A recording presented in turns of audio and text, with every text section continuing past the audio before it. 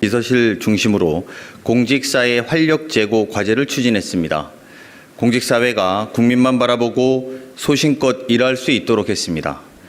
정책감사를 폐지했습니다. 국민의 생명 안전을 지키는 공무원들의 처우를 개선했습니다. 비효율적인 정부 당직을 76년 만에 전면 개편했습니다. 일 잘한 공무원을 파격적으로 포상하는 제도도 신설했습니다. 지난 2달간의 비상 상황에서 정부와 공직자들은 숨가쁘게 달려왔습니다. 아직 갈 길이 멉니다. 대전환의 시기, 국정의 속도를 높이겠습니다. 비상 상황을 극복해 나가는 것을 넘어 위기와 기회로 바꿔 도약하기 위해 어느 때보다 공직자들의 전문성과 실력이 필요합니다. 이를 위해 공직사회 역량 강화를 목표로 지난 연말부터 청와대 내 TF를 운영했습니다. 관계 부처와 함께 5가지 주요 과제를 마련했습니다. 오늘은 그간의 성과와 추진 계획을 말씀드리겠습니다. 첫째, 순환보직 없는 전문가 공무원을 양성하겠습니다. AI, 국제통상, 노동감독 등 높은 전문성과 경험이 필요한 분야는 7년 이상 장기 재직하여 실력을 쌓도록 하겠습니다. 주기적 보수교육을 강화하고 현장에서 쌓은 전문성은 공식적으로 인증해 인사에 반영해 나가겠습니다. 여러 부처에 필요한 전문 인력은 범부처적으로 관리하겠습니다. 예를 들어 인공지능 전문가 공무원은 과학기술정보통신부, 산업통상부, 행정안전부 등 부처 칸막이 없이 일하게 하겠습니다. 기존 일반직을 전문가 공무원으로 전환해 올해 700명 이상, 2028년까지 1,200명 이상 확보하겠습니다. 신규 증원 시 일정 비율을 전문직 정원으로 지정해 투트랙 인사체계를 확립하겠습니다. 둘째, 5급 승진 패스트트랙을 도입합니다. 역량 있는 실무자들을 빠르게 관리자로 성장시키는 제도입니다. 뚜렷한 성과와 잠재력을 보여준 실무자들을 추천받아 철저한 실적, 역량 검증을 거쳐 조기에 승진시키도록 하겠습니다. 선발된 인원들은 중요 정책 추진 부서에 배치해 정부의 핵심 인력으로 키우겠습니다. 패스트트랙은 올해 100명을 시작으로 단계적으로 확대할 계획입니다. 향후 5급 공채와 함께 관리자 양성 경로로 정착시켜 실적과 성과 중심의 공직 문화를 만들겠습니다. 셋째, 공직사회의 개방성과 역동성을 높이겠습니다. 민간 우수 인재를 공직으로 더 많이 모시겠습니다.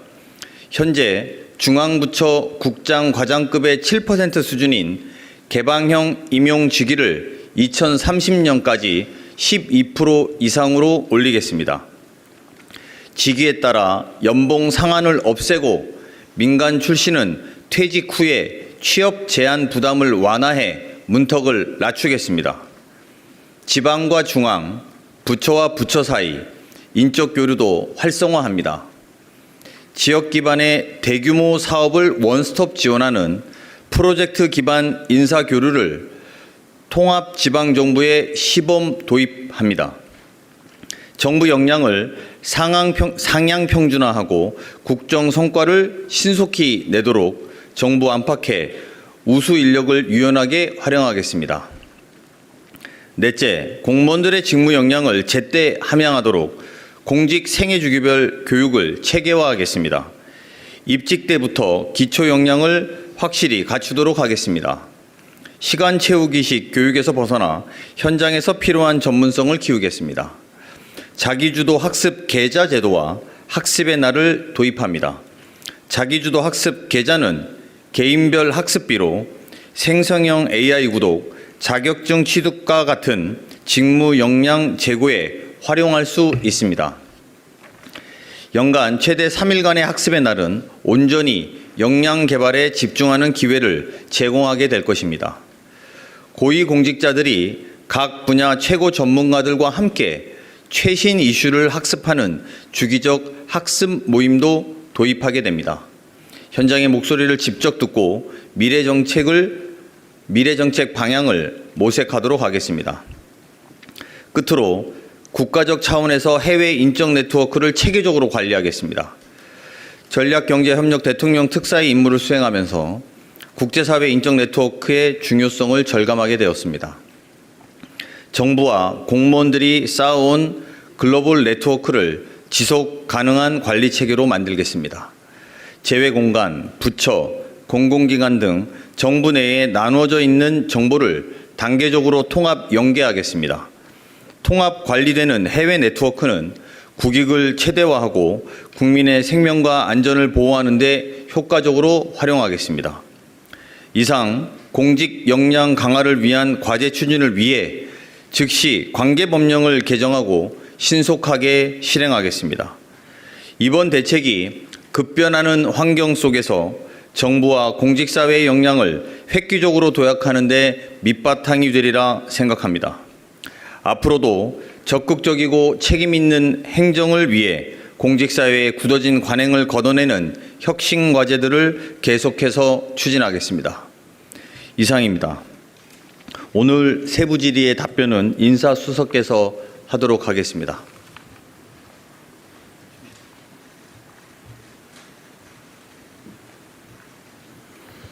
예, 인사수석 조성주입니다. 지금 비서실장께서 말씀드린 관련 내용들에 관해서 세부적인 사안에 대한 질의가 있으시면 의사를 표시해 주시면 저하고 같이 Q&A 형식으로 논의를 드리도록 하겠습니다. 먼저 말씀 주셨네요. 네, 아시아경제 송승섭 기자입니다. 예. 오늘 발표해 주신 방안은 아닌데 그래도 공직 역량과 관련되어 있는 거라서요. 예. 대통령께서도 한번 언급하셨는데 공무원들이 이제 초과 근로를 했는데 거기에 대한 수당을 안 주는 것도 이상하다. 이 문제를 좀 개선해야 되지 않겠냐 했는데 이 부분은 지금 오늘 발표해 주신 내용에 없어서 이건 좀 어떻게 논의가 이루어지고 있는지 궁금합니다. 이해하시는 것처럼 오늘 내용은 이제 이전부터 저희가 TF 형태로 해서 준비해 왔던 과제들이고요. 그다음에 이전에 1차 활력 제고 때 이제 이런 것들을 다음에 준비하겠다라는 5가지를 중심으로 말씀을 드렸고요. 지금 질문 주신 거는 이제 초과 근무와 관련해서 그때 대통령께서 업무 보고하는 중간에 이제 말씀 주셨던 사안입니다. 그래서 관련 내용들을 저희들이 세부적으로 지금 검토를 하고 있는 중이고요. 구체적인 시간 제한이라든지 아니면 개별적으로 어떤 범주까지 초과 근무가 실제적으로 보상될 수 있게 할 건지 하는 것들에 대한 구체적인 내용을 좀 검토 중입니다. 늦지 않은 시간 내에 관련 내용들을 다시 한번 발표하는 그런 시간을 갖도록 하겠습니다. 말씀 주셨습니다. 매일경제 오수연입니다. 작년 11월에 용산에서 이 같은 내용으로 브리핑이 있었는데 당시에는 직권남용죄 남용을 막기 위한 법 개정 추진 방침을 밝히셨거든요. 이 관련돼서 어떻게 좀 추가적으로 진행되고 있는지 말씀 부탁드립니다. 지금 말씀 주신 건이 지난번 여기 이전하기 전에 아마 용산 기자실에서 저희가 11월에 해당 내용을 말씀드렸던 기억이 납니다.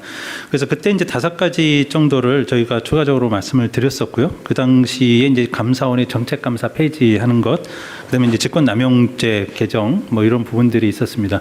실제 이제 이 부분은 저희가 민정수석실하고 협의를 같이 해서 진행을 해오고 있고요. 감사원 정책감사 폐지는 그 당시에도 말씀을 좀 드렸습니다만 감사사무 처리 규칙이라든지 감사원법 개정이라든지 하는 그런 법령 작업들이 좀 진행이 되고 있고요.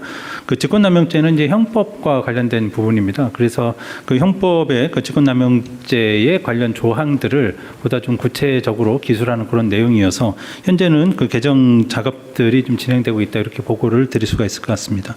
참고로 그때 기억이 나실지 모르겠습니다. 그 외에 재난안전, 그다음에 정부 당직, 그다음 우수 공무원 인센티브 확대 이런 5가지를 공직 활력 제고 형태로 해서 5가지를 보고를 드렸었고요. 근래 이제 많이 보도되고 있는 각 부처별로 하는 특별 포상금 이런 것들이 지금 인센티브 제도의 일환으로 시행되고 있다 이렇게 말씀을 드릴 수 있을 것 같습니다. 추가 질의 있으시면 부산일보 박스코 기자입니다. 두 가지 질문 드릴게요.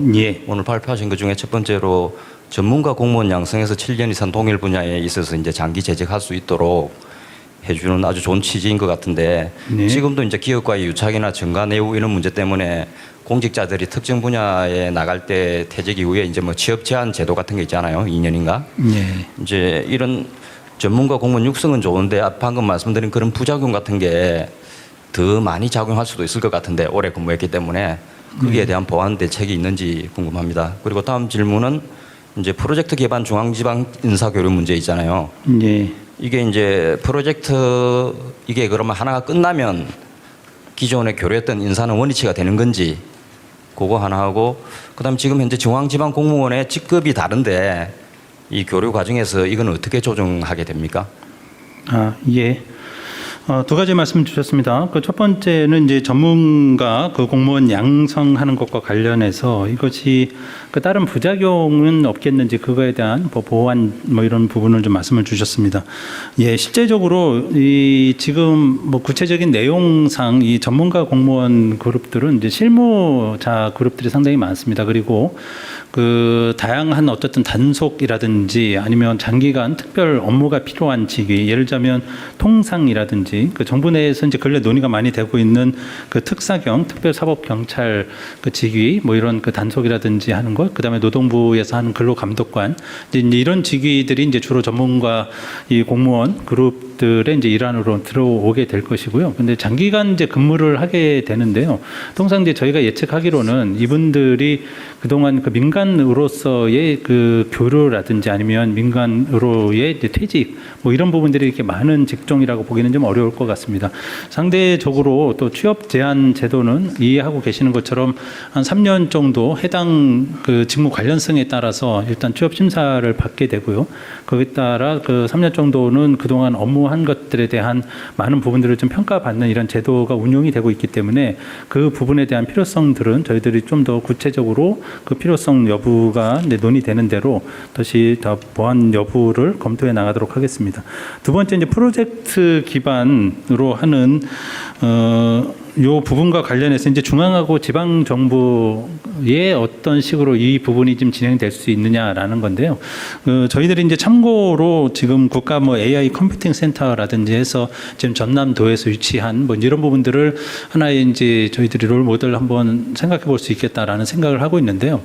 그 지금 그 지방 정부에서 어떤 구체적인 프로젝트를 진행하려면 사실 이제 중앙부처하고 그 관련되는 부분들이 상당히 많습니다. 뭐 인허가 관련된 부분들도 그렇고요. 아니면 그 외에 이제 다른 여러 가지 이제 절차적인 부분 아니면 그 과정에서 해결해야 되는 부분 뭐 이런 것들이 상당히 많이 존재를 합니다. 그래서 그런 경우에 이제 국가적인 필요성에 따라서 중앙부처 공무원이 주로 해당 지역에 가서 파견되는 형태로 근무를 하게 될 것이고요. 그 기간이 일정 기간 일종의 이제 프로젝트 베이스이기 때문에 그 프로젝트가 종료가 되면 원칙적으로는 이제 해산이 되고 원부처로 이제 복귀한다 이렇게 보시면 되는데요. 그 전체적인 프로젝트가 이제 상당히 좀 장기간이나 아니면 큰 프로젝트를 저희들이 염두에 두고 있기 때문에 그 시야는 상당히 좀 아주 단기간은 아닐 거라고 저희들은 생각을 하고 있습니다. 그리고 중앙하고 지방은 그 직급적인 문제는 기존에 있는 그 지방 조직의 중앙부처 공무원들이 들어가는 그런 개념보다는 그 새로운 형태로 그 TF나 단을 만들어서 거기에서 새로운 편제로 해서 국가직 그런 지방직 공무원들이 같이 모여서 하나의 프로젝트를 해결하는 이런 형태로 진행될 것이기 때문에 아까 말씀하신 것 같은 그런 어려움이나 뭐 이런 것들은 특별하게 그 발생하지 않을 것으로 그렇게 예측하고 있습니다. 예, 쪽 가운데 예. 네, 취재 편의점 장윤선 기자입니다. 뭐 실무적인 거 몇 가지 좀 여쭤보려고 하는데요. 예. 그 공무원들의 직무 역량 강화를 위해서 생애주기별 체계로 이제 뭐 교육을 강화한다는 건데 연간 사흘간 학습의 날을 정해서 이게 공부가 될지 좀 궁금하고요. 네. 그 주기적인 학습 모임을 도입하겠다고 하는데 어떤 방식으로 어떻게 고위공직자들이 모여서 학습을 하시겠다는 건지도 좀 궁금합니다. 뿐만 아니라 네. 그 국제사회 인적 네트워크 관리를 그 정부 차원에서 지속 가능한 모델을 만들겠다는 건데 이게 대체로 보면 이제 개인 대 개인의 관계인데 이거를 중앙정부가 어떻게 관리를 하겠다는 건지도 궁금합니다. 네, 일단 두 가지 건은 제가 먼저 답변을 좀 드리고요. 그 추가적인 부분에 대해서는 우리 외교정책 비서관께서 또 보완 설명을 좀 드리도록 하겠습니다. 먼저 학습의 날을 이제 3일 정도 하겠다라는 건데요. 공무원 그 학습 현재 시스템은 통상 이렇게 되어 있습니다. 어떤 그 예를 들면 교육원에 개설되어 있는 교육 프로그램을 그 지원해서 그것을 해당 부처에서 이제 승인을 받으면 거기 가서 뭐 하루라든지 아니면 일주일이라든지 이렇게 교육을 받는 이런 형태의 시스템으로 되어 있습니다. 그래서 지금 나머지 부분들은 사실은 개인한테 어떤 자율성이나 그 부분에 대한 선택권 이런 것들이 거의 없다고 보시면 되고요. 근데 이번은 이제 어떤 계절을 만들겠다라고 하는 것, 그다음에 날 그 시간을 지정했다라고 하는 거는 이 시간에 본인이 할 수 있는 그런 그 다양한 프로젝트 베이스의 학습 프로그램을 본인이 설계해서 할 수 있는 그런 시간상의 자율성을 부여했다라는 것이기 때문에 기존에 있는 그런 것 외에 이제 플러스 알파의 개념으로 봐주시면 이해하시면 좋을 것 같고요. 학습 모임 같은 경우는 이제 다양한 형태가 나올 수 있을 것 같습니다. 저희들이 이제 고위직 같은 경우에는 사실은 아주 장기간의 교육 외에는 이렇게 단기간 받을 수 있는 그런 교육 형태는 그동안에 거의 없었습니다. 그리고 그런 교육들이 이제 일상적인 교육으로는 고위직을 충족시킬 수 있을 그런 교육 프로그램 만들기도 상당히 어려웠고요. 그래서 실제적으로 이제 저희들이 생각하고 있는 정책 랩 같은 이제 이런 부분들을 염두에 좀 두고 있는데요.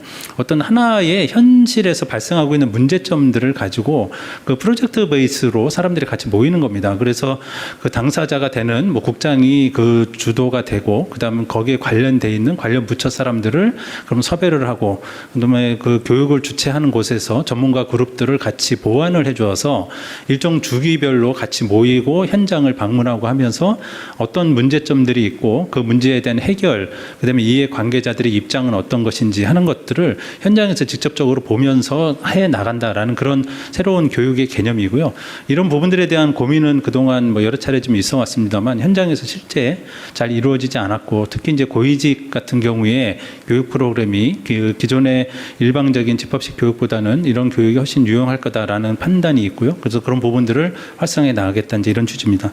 아까 이제 인적 네트워크와 관련된 부분 말씀을 좀 주시겠습니까? 우리 그 주로 이제 외교부에서 관련 그 인적 네트워크 DB 데이터베이스 부분은 좀 진행을 하도록 돼 있어서 그 부분에 관해서 답변을 좀 하겠습니다.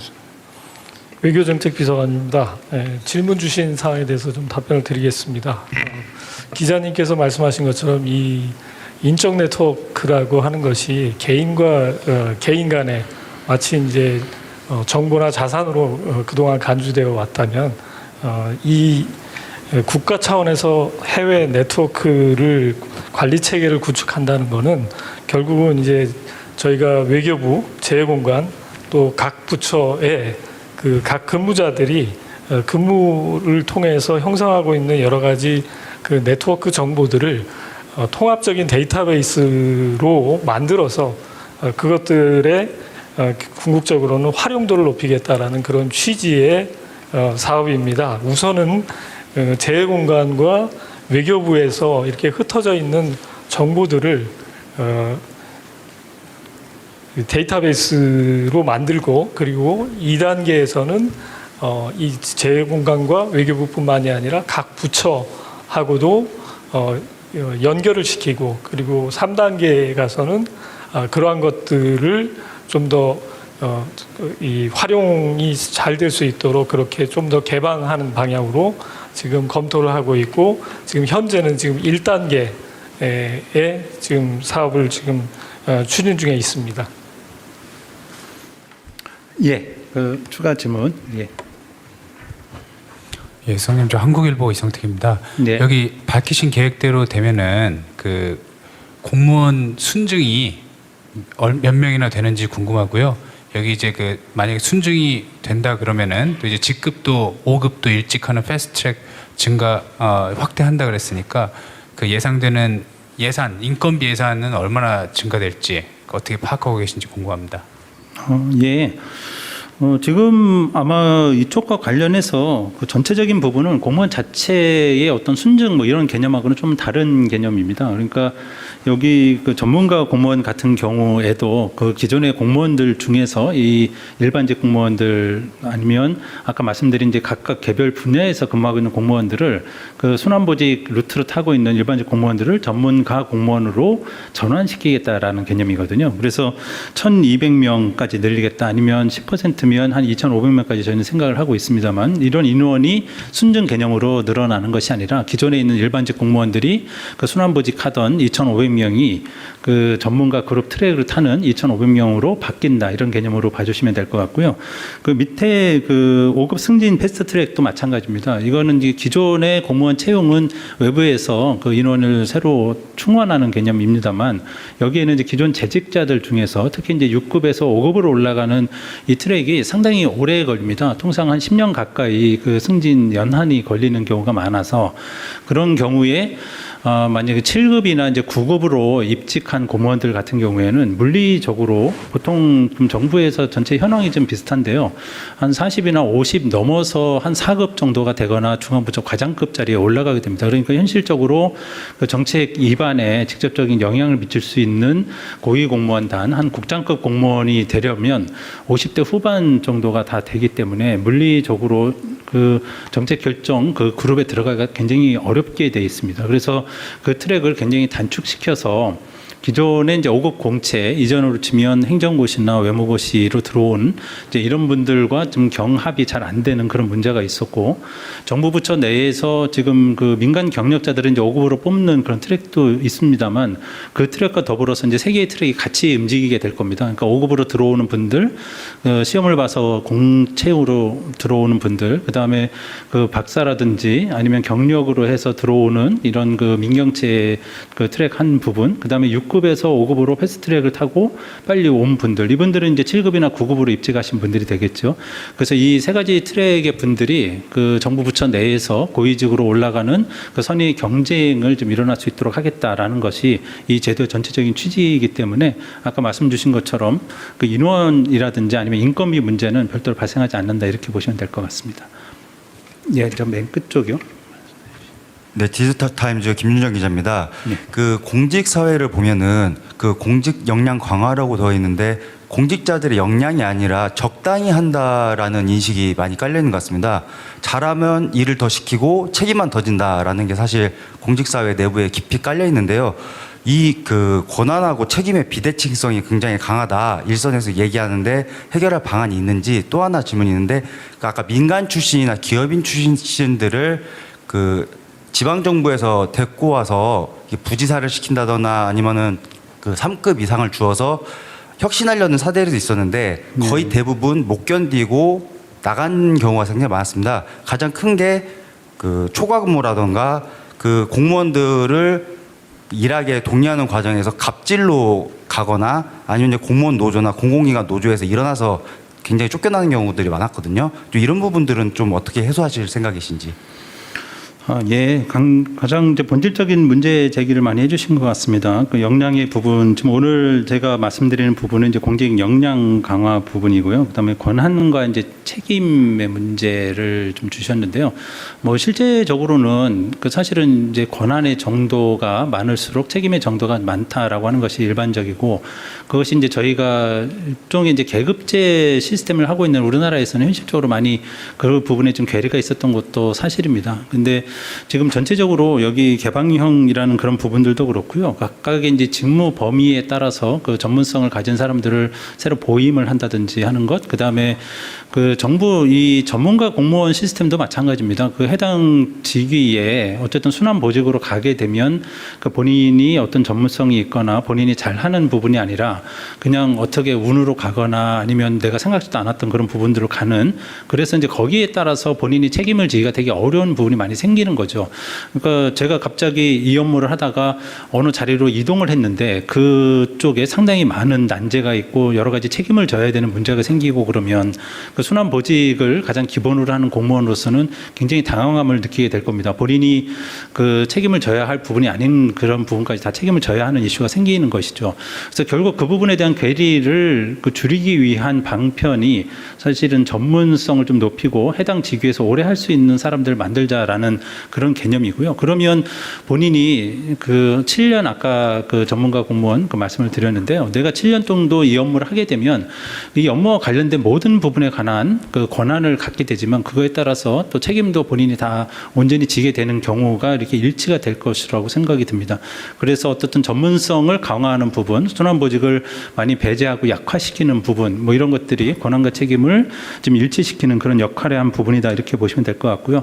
아까 이제 지방정부 사례를 말씀을 주셨고요. 근데 사실은 이제 중앙정부 차원에서는 이제 그런 부분들이 상대적으로 많이 관찰이 되고 있지는 않습니다만, 특히 이제 개방형 같은 경우에 이제 과장급이거나 이제 국장급으로 아니면 실장급 이렇게 들어오는 분들이 있습니다. 그리고 그런 분들이 이제 여전히 겪는 것들은 어쨌든 문화의 차이, 그다음 일정하게 이제 성과를 평가받는 것들에 대한 민간과 정부 부분에서의 차이, 특히 이제 정부 부분에 있어서의 성과 부분이 좀 명확하게 잘 드러나지 않고 그 본인 한 만큼 그 평가를 받지 못한다는 이제 그런 부분들이 많이 있었고, 그게 전체적인 조직 문화로 이해가 되는 흐름이 많이 있었을 겁니다. 그래서 이제 그런 부분들을 실제적으로 저희가 오늘 뭐 말씀을 드리지는 않았습니다만 그 이전에 이제 성과 탈취 뭐 이런 부분들에 관해서 대통령께서도 지시를 하셔서 저희들이 이제 추가적인 부분들을 많이 보고 있습니다만, 본인의 성과와 본인의 역할, 본인의 책임 부분은 본인한테 귀속이 되도록 하는 이제 이런 시스템들이 지금 아까 말씀 주셨던 그런 부작용을 좀 최소화하는 방향이라고 생각을 하고 있고요. 그런 쪽으로 점점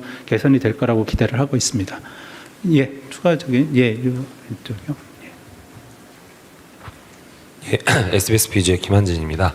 그 아까 실장님 브리핑 중에 이제 민간 인재를 공직으로 활발하게 이동하게 하겠다. 구체적 인재상 그 능력 있는 분들은 많으니까 혹시 구체적 인재상을 말씀해 주실 수 있으면 좀 부탁드리고, 또 이제 삼성이나 하이닉스 같은 대기업 출신들도 아마 해당이 되지 않을까 싶은데, 사실 최근 들어서 상당한 규모의 이제 성과급을 포기하고 공직으로 이동을 해야 되는 거잖아요.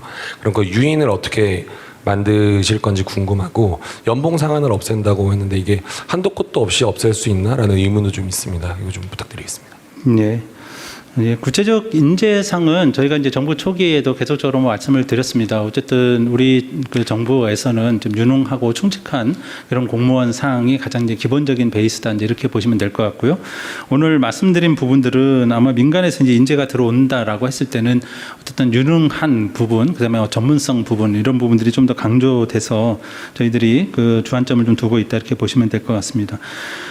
대기업에서 오시는 분들, 지금 이제 여러 가지 루트가 사실은 있긴 합니다. 정부 내에도 그 기존에 아까 저희가 개방형 한 7% 정도 현재 있다고 말씀을 좀 드렸었고요. 그런 부분들을 한 배 가까이 이제 저희가 늘리겠다라고 하는 것이 향후 계획인데, 실제 아마 그 부분에 대한 좀 어려움이 있는 부분들도 있습니다. 그 연봉의 문제도 1차적으로 있고요. 그래서 그 연봉을 해결하기 위해서 이제 상한을 없애겠다라는 것인데, 이전에는 그 연봉을 책정하는 기준이 있었습니다. 세부적인 기준. 그러니까 본인이 얼마나 경력, 그다음에 민간에서 받았던 뭐 그런 것들을 토대로 해서 그 연봉을 설정을 하고, 그거에 한 200%를 이제 실링 그 한도로 정해서 그 안에서 해당 부처하고 이제 협의를 통해서 정하도록 하는 이런 시스템이었는데요. 이제 그런 부분들에 대한 이제 상한액을 없애겠다라고 하는 것인데, 이걸 이제 없애겠다는 것이 이제 무한정으로 가겠다라는 그런 취지는 아닙니다. 그러니까 아까 말씀드렸던 것처럼 본인이 가질 수 있는 그 연봉 획정된 그 부분의 200% 이상을 받을 수 있는 여지를 두겠다라고 하는 것이고, 그 이전에도 지금 아주 특수 분야, 예를 들자면 우주청에서 어쨌든 전문가를 그 공직에 좀 들어올 때 상당 부분 장관이나 그 상급자보다도 훨씬 높은 그 연봉으로 저희들이 유치했던 그런 경험들도 있기 때문에, 실제 이제 그런 흐름들이 그 필요에 따라서 직위에 따라서 반영된다, 이렇게 보시면 되겠습니다. 그리고 아까 그 연봉 상한도 같이 좀 말씀을 주셨고요. 그 민간에서 들어오시는 분들 중에 그 많은 이제 어려움이 사실은 이제 아까 취업 그 제한, 그게 이제 부작용 뭐 이런 말씀도 아까 주셨습니다만, 그래서 이제 그 양면성이 좀 있습니다. 그래서 정부 내에서 어떤 유착 문제를 좀 막기 위해서, 이해 충돌을 방지하기 위해서 그 취업 제한 뭐 이런 제도를 운영하고 있습니다만 반대로 민간에서 오시는 분들이 또 본인이 근무했던 쪽으로 다시 돌아가려고 할 때 그 부분에 대한 제약을 받는 것 뭐 이런 것들이 또 취업 제한에서 하나의 이슈가 좀 됐던 적도 많이 있고요. 그래서 지금 현실적으로는 예를 들면 IT 업종에서 근무를 하시다가 정부 내에 그 국장급으로 채용돼서 다시 이제 임기가 다해서 돌아가셔야 되는 경우 본인이 근무했던 해당 분야에서는 다시 그 좀 자유롭게 그 취업 제한 없이 근무할 수 있도록 하는 이제 이런 시스템으로 그 민간에서 오신 분들이 조금 더 그 미래에 대한 고민을 좀 덜 하고 정부 부처에 들어와서 본인의 역량을 좀 발휘할 수 있도록 그런 기회를 만들자라는 그런 취지로 이해를 해주시면 좋겠습니다. 예. 네, 안녕하십니까. 뉴스핌의 김미경입니다. 저도 조금 비슷한 취지에서 질문드리고 싶은데요.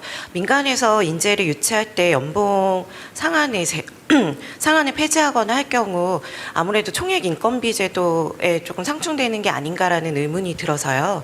그럼 아까 이제 관계 법령 정비하신다고 했을 때 이 총액 인건비 제도도 좀 그 정비를 하시는 건지 대통령님께서도 한번 정비해야 된다라고 필요성 언급하신 적 있었던 것 같아서 좀 질문드립니다. 네. 지금 전체 이 공직사회 내에서 국가장급들의 이제 한 12% 저희들이 말씀을 드렸고, 그게 이제 직위로 치면 한 400개 내지 500개 정도의 직위입니다. 그러니까 이제 전체가 다 민간에서 들어오시는 경우도 있고, 아니면 공직 내에서 다른 부처 분들이 가시는 경우도 있고 해서, 그 순수하게 이제 민간에서 들어오시는 분들만 보면 사실은 이제 그 직위의 수가 좀 줄어들 수도 있습니다. 그리고 그 연봉 상한이라고 하는 부분들이 아까도 말씀드린 것처럼 그 본인이 책정을 했는데 전체적으로 내가 한 5천만 원 정도의 그 연봉이 적절하다라고 판단을 받은 분 같은 경우에 해당 직위의 특성에 따라서는 그 당초 이제 200% 정도까지를 실링으로 아까 했다고 말씀을 좀 드렸었잖아요. 그러니까 이제 그게 이제 1억 정도로 만약에 받는데 그 부분을 좀 더 넓혀서 한 이 부분한테 1억 5천 정도를 더 드리는 게 맞겠다. 이제 이런 정도의 판단이라고 하면 이제 그런 부분들의 여지를 각 부처에 이제 재량을 좀 주겠다라고 하는 것이어서 그거는 이제 총액 인건비 부분하고 뭐 연관이 전혀 없다고 보기는 어렵습니다만 전체 이제 전 부처의 인건비 부분에 있어서의 비중으로 본다 그러면 그렇게까지 유의미한 그런 정도의 부분이라고 보기는 좀 어려울 것 같고요. 총액 인건비 제도는 그 정부의 이제 정원 개념하고 같이 맞물려 있는 그런 이슈여서 그거는 좀 다른 흐름으로 전체적으로 검토가 좀 되고 있는 것으로 저는 이해를 하고 있습니다. 네, 추가적인 혹시 질의 있으신가요? 예, 더 이상 말씀이 좀 없으신 것 같으네요. 제가 마무리해도 될까요? 예. 그 지난번 그 11월에 그때도 아마 같이 와주셨을지 모르겠습니다. 그래서 공직 활력 제고를 해서 저희들이 이제 새 정부 들어서 공무원 공직 사회가 좀 다양하게 여러 가지 업무 뭐 이런 것들을 좀 빠르게 속도에 맞춰서 성과를 내야 된다라고 하는 이런 흐름에 따라서 어떤 식으로 활력을 제고할 것인가 저희들이 한번 설명을 드렸고 고민을 했었습니다. 근데 조금 더 이제 장기적인 과제로 저희들이 고민했던 것들은 그러면서 그분들이 어떻든 개인적인 역량 아니면 조직 전체적인 역량을 이제 어떻게 더 늘려나갈 것인가라고 하는 것들이 그 다음에 저희들이 고민이었었고 그래서 그 부분은 오늘 그 보고 말씀을 같이 드렸습니다. 추가적으로 기회 되는 대로 우리 공직 사회가 그 새 정부의 전체적인 정책 방향에 따라서 그 충실한 성과를 낼 수 있는 이런 그 조직 구성원들로 다시 변화될 수 있도록 제도적인 측면, 역량적인 측면에서 저희들이 어떤 개선점들 그다음에 새로 만들어 나갈 수 있는 그런 부분들을 계속 고민하고 검토해서 다시 또 보고 드리는 그런 기회를 갖도록 하겠습니다. 오늘 그 경청해 주시고 또 질의해 주셔서 감사합니다. 고맙습니다.